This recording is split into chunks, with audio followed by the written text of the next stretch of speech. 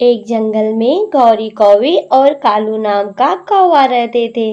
वे दोनों एक दूसरे से बहुत ही ज्यादा प्यार करते थे, लेकिन कौवा बहुत ही ज्यादा आलसी था। वह गौरी कौवी का ख्याल नहीं रख पाता था। कालू जी, अगर आप मुझे अच्छे अच्छे कपड़े और अच्छे से भोजन ला के नहीं दिए तो मैं अपने मायके चली जाऊंगी। अरे नहीं नहीं मेरी प्यारी गौरी, तुम मुझे छोड़कर मायके मत जाना। मैं कुछ न कुछ जरूर करूंगा तुम्हारे लिए। कालू जी, आप क्यों ना दूसरे जंगल में कमाने चले जाते हैं, जिससे हमारे घर की स्थिति भी ठीक हो जाएगी और हम लोग अच्छे अच्छे भोजन और कपड़े भी पहनेंगे। ठीक है गौरी, तुम चिंता ना करो, मैं जरूर कुछ न कुछ करूंगा।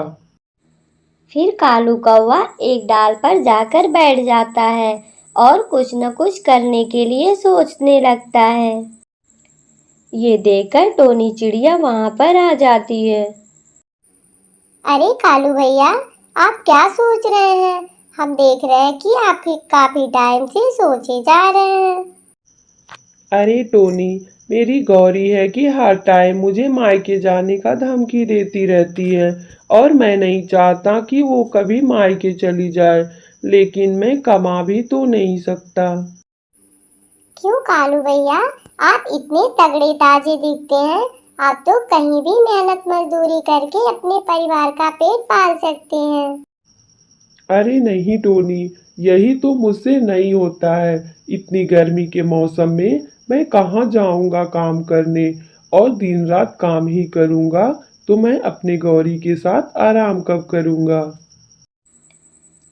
इतना कहने के बाद कालू कौवा वहां से कुछ दाने लेकर घर वापस चला आता है। कालू जी, क्या आपने कोई नौकरी ढूंढी? क्या आपको कोई काम मिला? अरे गौरी, तुम चिंता ना करो, मैं कल दूसरे जंगल में जा कर के पता करता हूँ। फिर अगली सुबह होती है। उसी जंगल में जोर जोर से एक कौवे की आवाज सुनाई देती है। अरे इस जंगल के सारे पक्षी यहाँ आ जाइए, मुझे कुछ ऐलान करना है इस जंगल में।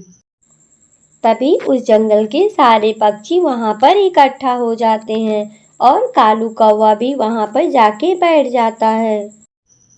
देखो दोस्तों, मेरा नाम है सोनू कौवा और मेरी बहन का नाम सोनी कौवी है। मैं अपनी बहन की शादी के लिए इस जंगल में आया हूँ।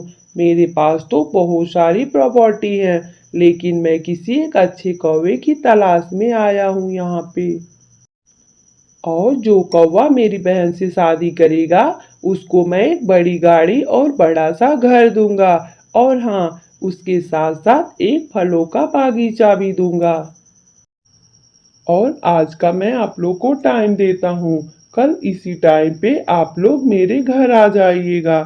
मैं इसी पेड़ पे रहने वाला हूँ। फिर कालू कौवा बहुत खुशी से सारे पक्षियों से कहने लगा, इस सोनी कौवी से तो मैं ही शादी करूंगा। मुझे अमीर बनना है। लेकिन कालू भाई, आप एक पत्नी के रहते हुए दूसरी शादी कैसे कर सकते हैं? आपकी कौवी आपको शादी करने देगी तब ना। अरे मैं समझाऊंगा अपनी गौरी को, क्योंकि उसे भी तो अमीर बनना है। मैं अकेले का थोड़ी अमीर बनूंगा। इतना कहकर कालू कौवा अपने घर वापस आता है और शाम को गौरी कौवी से सारी बातें करने लगता है।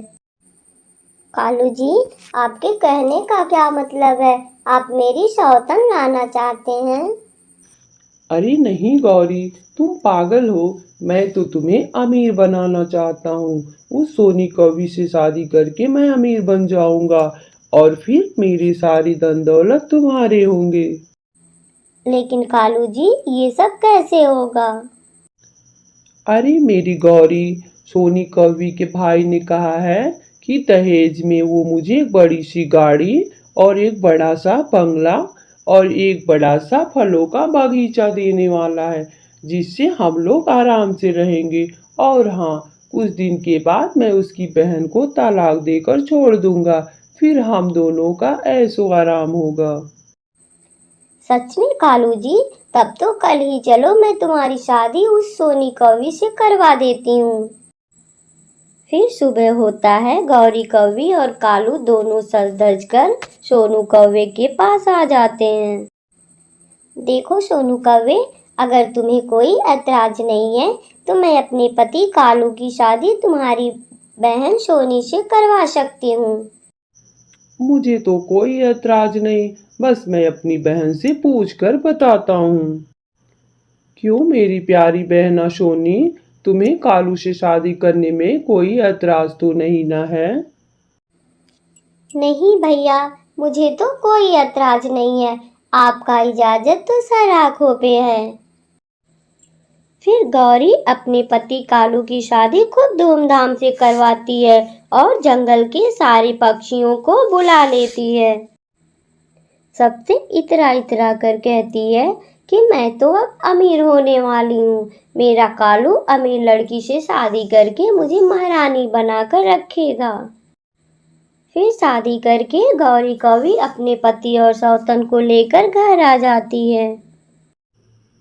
सोनी कौवी, अब तो हमारी शादी हो गई, लेकिन आपके भाई ने अब तक ना तो हमें गाड़ी दिए और ना ही उस बंगले की चाबी दिए हैं। देखिए कालू जी, अब तो हमारी शादी हो गई। अब तो हम आपसे झूठ भी ना बोलेंगे, क्योंकि हमें पाप जो लगेगा। अरे सोनी कौवी, किस झूठ की बात कर रही हैं आप?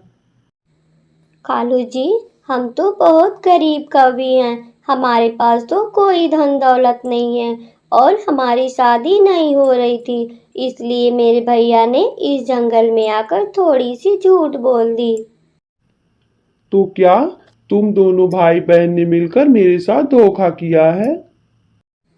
नहीं कालू जी, हमने धोखा नहीं किया। हमने तो बस आपके साथ शादी की है। और हाँ, शादी के बाद एक मर्द को अपनी पत्नी को कमाकर खिलाना चाहिए, ना कि दहेज के पैसे के भरोसे बैठना चाहिए। और कालू जी, अगर आपने मुझे घर से निकालने की कोशिश की तो मैं आपको वकील चाचा से कहकर आपकी पिटाई भी करवाऊंगी और आपको दहेज उत्पीड़न में जेल भिजवा दूंगी। तो गौरी कौवी और कालू कौवा दोनों पछताने लगे। अरे कालू, आज जो तूने मेहनत से कुछ पैसे कमाए हुए होते तो आज हमें ये दिन नहीं देखना पड़ता। आज तुम्हारी वजह से हमारी ये दशा हुई है। ऐसा कहकर गौरी और सोनी दोनों कालू की पिटाई करने लगती हैं। कालू, बहुत तूने आलसपन दिखा लिया। अब जा, हम दोनों के लिए दाने ढूंढ कर ला। फिर कालू मन ही मन पछताता हुआ जंगल में दाना लेने के लिए चला जाता है। अगर हमने लालच नहीं किया होता और मेहनत से कमाए होते तो आज दो दो पत्नियों का पेट नहीं भरना पड़ता। कालू अपने आलसीपन पे पछताता हुआ जंगल में चला जाता है दाना लेने के लिए। तो प्यारे दोस्तों, आपको इस कहानी से क्या सीख मिली है, प्लीज हमें कमेंट करके जरूर बताएं। आपका धन्यवाद।